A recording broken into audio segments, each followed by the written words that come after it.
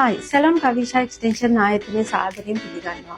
ඔන්න මම අද ආව ඔයාලට සුබ ආරංචියක් අරගෙන. ඉතින් අපේ ළඟට ආව ලස්සන යුවතියක්, පින්වන්ත යුවතියක් ඇවිල්ලා එයාගේ යායක කපලා මේ යායකේ මොනවා හරි යම්කිසි නිර්මාණයක් කළා අපි යුවතියකට පරිත්‍යාග කරමු කියලා කිව්වා. ඒත් මේ පින්වන්ත කටයුත්තට අපි සහභාගී වෙලා අපේ එක්ස්ටෙන්ෂන් ආයතනයේත් එක දාලා මේ වගේ දිගු කාලයක් පාවිච්චි කරන්න පුළුවන් ක්ලිප්-ඔන් එකක් නිර්මාණය කළා. ඉතින් මම ඔයාටයි ආරාධනා කරන්නේ යම්කිසි ආර්ථික අපහසුතාවයක් නැද ජීවත් වෙන ඒ වගේම ක්ලිප්-ඔන් එකකට ගොඩක් කැමති යුවතියක් ඉන්නවා නම් අපිට රික්වෙස්ට් කරන්න සලම් කවිෂා එක්ස්ටෙන්ෂන් ආයතනය හරහා සම්බන්ධ වෙන්න.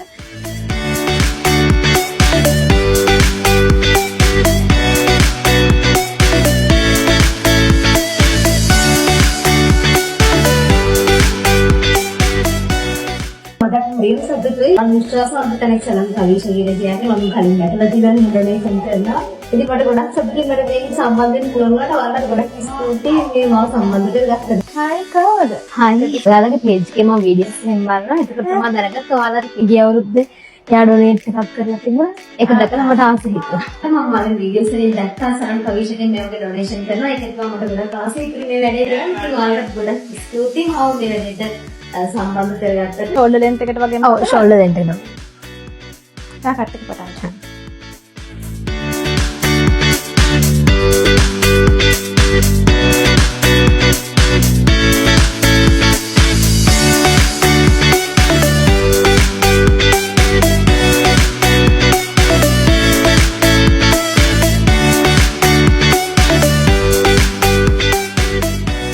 මට හරියට සතුටුයි මේ ඇත්තටම හොඳ දෙයක් නේ අපිට කරන්න පුළුවන් වුණේ.